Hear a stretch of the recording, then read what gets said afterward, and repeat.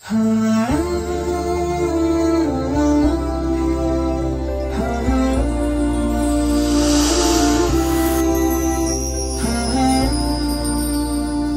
علیکم ورحمۃ اللہ وبرکاتہ۔ نماز دین کا اہم ترین رکن ہے، مگر دنیا کی گہمہ گہمی میں ہم نے نماز کو کما حقہ پڑھنا چھوڑ دیا۔ نماز کے سلسلے میں نبی کریم صلی اللہ علیہ وسلم سے بے شمار جہاں پر ثواب کی احادیث منقول ہے، وہیں پر نماز کو صحیح انداز میں اور صحیح طریقے سے نہ پڑھنے پر بڑی وعیدیں نبی کریم صلی اللہ علیہ وسلم سے منقول ہے۔ سیدنا حضرت ابو ہریرہ رضی اللہ تعالیٰ عنہ فرماتے ہیں کہ بعض مرتبہ ایسا ہوتا ہے کہ آدمی 60 سال تک نماز پڑھتا ہے اور اس کی نماز قبول نہیں کی جاتی۔ سوال کیا گیا کیوں؟ تو آپ نے فرمایا کہ لا یتم رکوعہا ولا سجودہا، کہ وہ رکوع اور سجدہ مکمل طور پر نہیں کرتا، یعنی سنت طریقے پر وہ نماز ادا نہیں کرتا ہے۔ حضرت عمر رضی اللہ تعالیٰ عنہ فرماتے ہیں کہ بعض مرتبہ آدمی بچپن سے لے کر بوڑھا ہونے تک نماز پڑھتا رہتا ہے مگر اس کی ایک رکعت بھی قبول نہیں کی جاتی ہے۔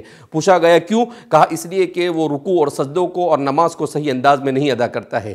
بعض روایتوں میں نبی کریم صلی اللہ علیہ وسلم نے اس پر یہ وعید بیان فرمائی ہے کہ نماز کا نہ پڑھنا گویا کہ اپنے آپ کو اسلام سے نکال دینا ہے۔ من ترک الصلاۃ متعمدا فقد کفر، جس نے نماز کو جان بوجھ کے چھوڑ دیا وہ اسلام سے نکل گیا۔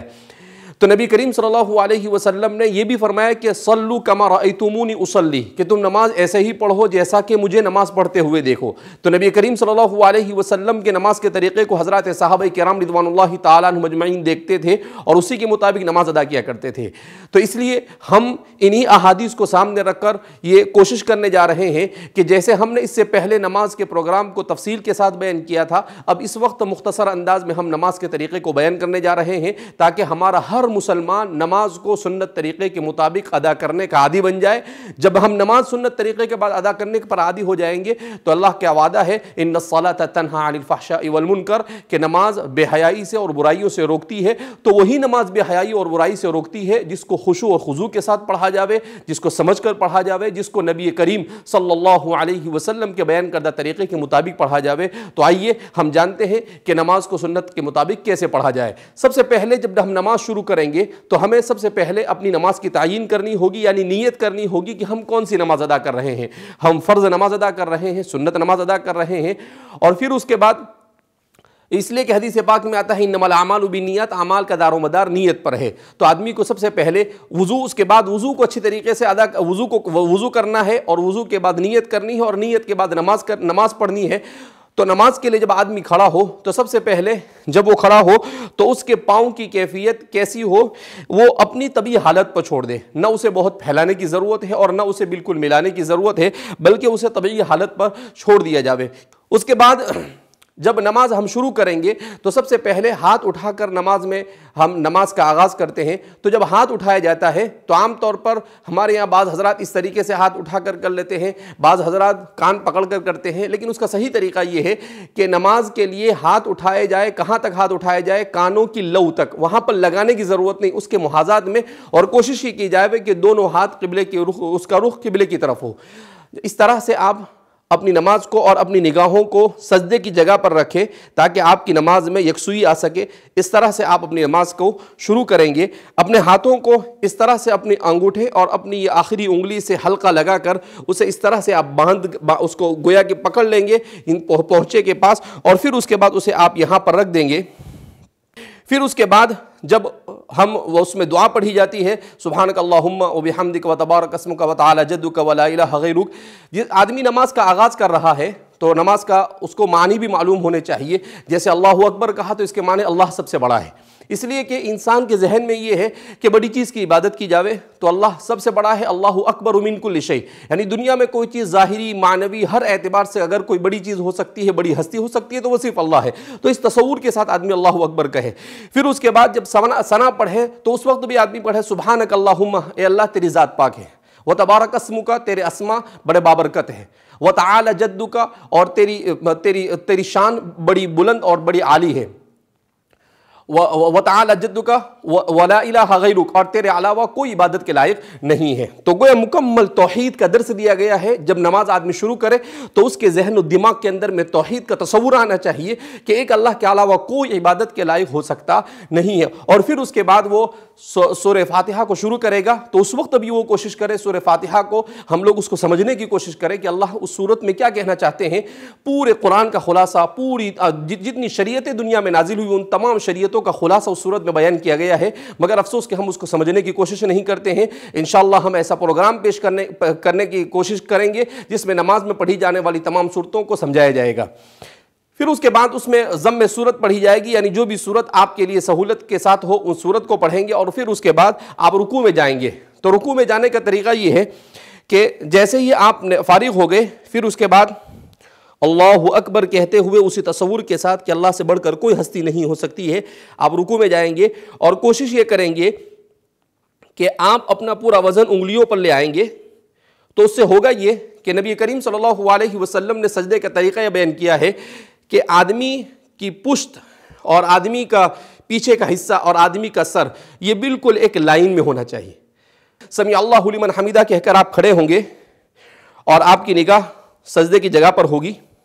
समी अल्लाहु लिमन हमीदा, इसका माना क्या होता है? समिया सुन लिया, लिमन हमीदा उसने जिसके लिए हम्द की गई, यानी हमने अल्लाह की तारीफ की और अल्लाह ने हमारी तारीफ को सुन लिया।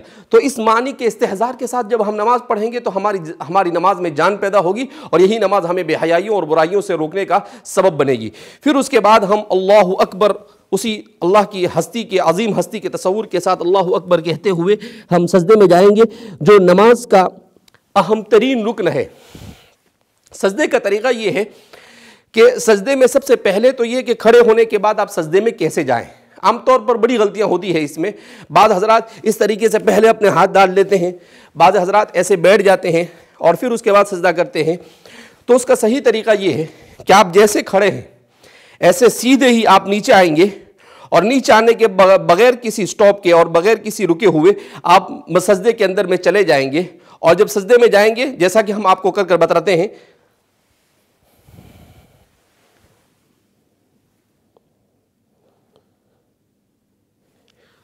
सजदे में आमतौर पर गलतियां ये होती है कि बाद हजरात इस तरीके से अपने हाथों को रखते हैं। ये नबी करीम सल्लल्लाहु अलैहि वसल्लम ने इसे मकरूह कहा है, यानी ये अमल पसंद नहीं किया गया। इसी तरीके से बाद हजरात अपने हाथों को ऐसा बिछा देते हैं, तो इस अमल को भी पसंद नहीं किया गया है। तो सजदा कैसे किया जावे कि अपने दोनों कोहनियाँ ये आपके घुटनों से दूर होनी चाहिए और आपके ये जो हिस्सा है हाथ का, ये दोनों हाथ का हिस्सा ये ज़मीन से उठा हुआ होना चाहिए और आपकी पेशानी और आपकी नाक ये ज़मीन पर टिकी हुई होनी चाहिए। इस तरह से जब आप सजदा करेंगे तो इस सुन्नत के मुताबिक सजदा होगा।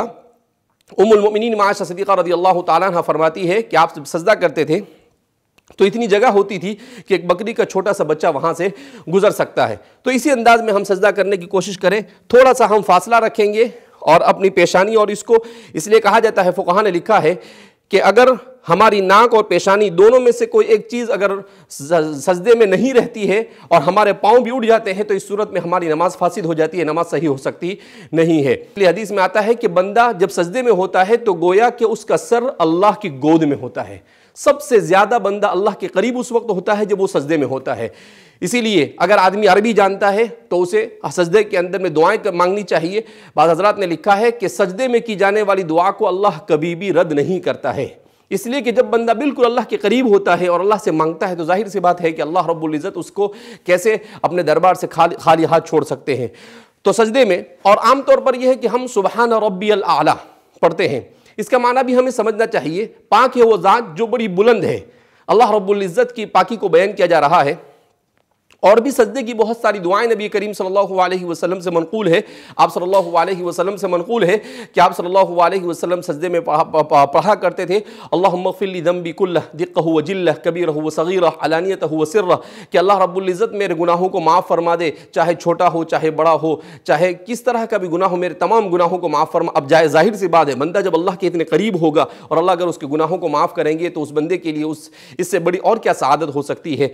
और भी बहुत सारी दुआएं नबी نبی کریم صلی اللہ علیہ وسلم سے منقول ہے، جو انشاءاللہ آپ کو اسی پروگرام کے اندر میں آپ کو دعائیں بتائی جائے گی، اس کو لکھ کر ہم انشاءاللہ پیش کرنے کی کوشش کریں گے اس کے ترجمے کے ساتھ۔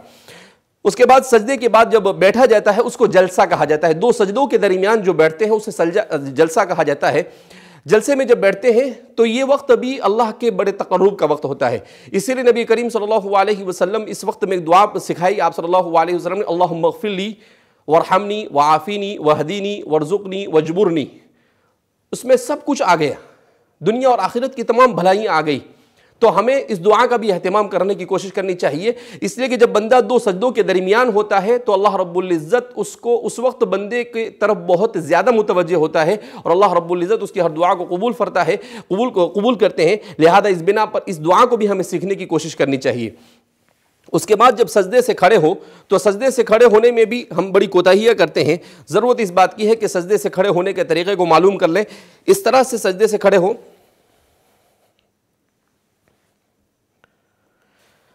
بہت سارے لوگ جب سجدے سے کھڑے ہوتے ہیں تو بعض مرتبہ ہاتھ سے سہارا لیتے ہیں، ٹھیک ہے اگر آدمی بڑی عمر کا ہے، اسے کوئی تکلیف ہے، کوئی عذر ہے تو وہ کر سکتا ہے، لیکن جن کو کوئی عذر نہیں ہے انہیں تو سجدے سے سیدھا اسی طریقے سے کھڑے ہو جانا ہے۔ اسی لیے فرماتے ہیں کہ سنت طریقے کے مطابق اگر آدمی نماز پڑھتا ہے تو بے شمار ہڈی کی بیماریوں سے بھی اللہ اس کی حفاظت فرماتے ہیں، بے شمار خون کی بیماریوں سے بھی اللہ اس کی حفاظت فرماتے ہیں۔ آج کی سائنس نے ان تمام چیزوں کو تسلیم کیا ہے، تو دنیا آخرت کا ثواب تو ملنا ہی ہے، دنیا کی بھلائیاں اور سعادتیں بھی ملنی ہی ہیں، اور اسی کے ساتھ ساتھ اللہ رب العزت نماز کی اس برکت سے ہمیں صحت کی بھی بہت ساری نعمتوں سے مالامال اللہ رب العزت مالامال کریں گے اگر ہم نے سنت طریقے کے مطابق نماز پڑھی۔ تو اس طرح سے جب سجدے سے کھڑے ہو تو بالکل سیدھے کھڑے ہو جاوے، اور پھر اس کے بعد جب ہم قاعدے میں بیٹھتے ہیں تو ہمیں اپنا ہاتھ بعض مرتبہ بعض لوگ یہاں پر رکھتے ہیں، بعض یہاں رکھتے ہیں، اسے اس کی حالت پر درمیان میں چھوڑ دیا جاوے، اور اس طرح سے کیا جاوے کہ اشہد ان لا الہ کے وقت انگلی کو اٹھائے۔ بعض مرتبہ ایسا ہوتا ہے کہ بعض لوگ بہت اوپر اٹھا لیتے ہیں، بعض لوگ بالکل کم اٹھاتے ہیں، تو اس کا صحیح طریقہ یہ ہے کہ اتنی اٹھائی جاوے کہ جتنا قبلے کی طرف اس کا رخ ہو سکے۔ قائد اخیرہ میں جب ہم بیٹھتے ہیں تو تحیات پڑھی جاتی ہے، درود شریف پڑھا جاتا ہے، اس کے بعد دعا پڑھی جاتی ہے۔ اس کے سلسلے میں احادیث میں آتا ہے کہ جو دعا اس وقت کی جاتی ہے اس کو بھی اللہ رب العزت قبول کرتے ہیں، لہذا آدمی کم سے کم ربنا آتنا فی الدنیا حسنہ وفی الآخرۃ حسنہ پڑھے اور اپنا دنیا کا جو بھی مقصد ہے اس کا تصور بھی کرے، تو انشاءاللہ امید کی جاتی ہے کہ اللہ رب العزت اس کی تمام تمناؤں کو پورا فرمائیں گے۔ اس کے بعد جب سلام پھیرا جاتا ہے تو عام طور پر ہم کوتاہی کرتے ہیں کہ بعض حضرات اس طرح سے سلام پھیرتے ہیں، پوری دنیا کو دیکھتے رہتے ہیں۔ ضرورت اس بات کی ہے کہ سلام جب پھیرا جائے تو ہم اپنی نگاہوں کو اپنے کاندھوں پر رکھیں اور اس طریقے سے سلام پھیریں، السلام علیکم ورحمۃ اللہ۔ اس کا مطلب ہوتا ہے سلامتی ہو میرے ان تمام بھائیوں کی طرف جو میرے اس جانب ہے، اور ان فرشتوں کی طرف جو اس جانب ہے، السلام علیکم ورحمۃ اللہ۔ اس کا مطلب یہاں پر بھی تو اس طرح سے نماز کے وقت کوشش یہ ہونی چاہیے کہ آدمی نماز پڑھتے وقت اپنی نگاہوں کی بھی اچھی طرح سے حفاظت کرے، اپنی نگاہوں کو جہاں پر رکھنا ہے وہیں پر رکھے۔ دعا میں بھی یہ ہوتا ہے کہ ہمارے یہاں پر عام طور پر جب دعا کرتے ہیں تو دعا میں بعض حضرات اس طرح سے اپنے منہ کو چھپا دیتے ہیں، بعض حضرات دعا میں، لیکن اس کا صحیح طریقہ یہ ہے کہ اپنے ہاتھ کو سینے کے سامنے رکھا جاوے اور اس طرح سے کھلا رکھا جاوے اور اللہ رب العزت سے مانگا جاوے، اور نماز کے بعد جو دعا کی جاتی ہے اللہ رب العزت ان دعاؤں کو قبول کرتے ہیں۔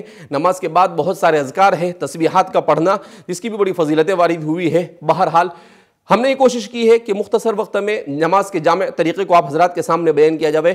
امید کی جاتی ہے کہ آپ حضرات اس کی طرف توجہ دیں گے اور رمضان مبارک کے اس مقدس مہینے میں اسی انداز میں نماز کو پڑھنے کی کوشش کریں گے۔ اگر آپ کو اس سلسلے میں کوئی سوال بھی کرنا ہو تو آپ سوال کر سکتے ہیں، انشاءاللہ آپ کو سنت کے مطابق نماز پڑھنے کے سلسلے میں جتنا بھی تعاون ہو سکتا ہے ہم انشاءاللہ کرنے کے لیے تیار ہیں۔ اللہ رب العزت ہمیں نبی کریم صلی اللہ علیہ وسلم کی سنت کے مطابق نماز کا اہتمام کرنے کی اور نماز پڑھنے کی توفیق مرحمت فرمائے، اور دنیا اور آخرت کی سعادتوں سے ہم سب کو اللہ بہرور فرمائے۔ والسلام علیکم ورحمۃ اللہ وبرکاتہ۔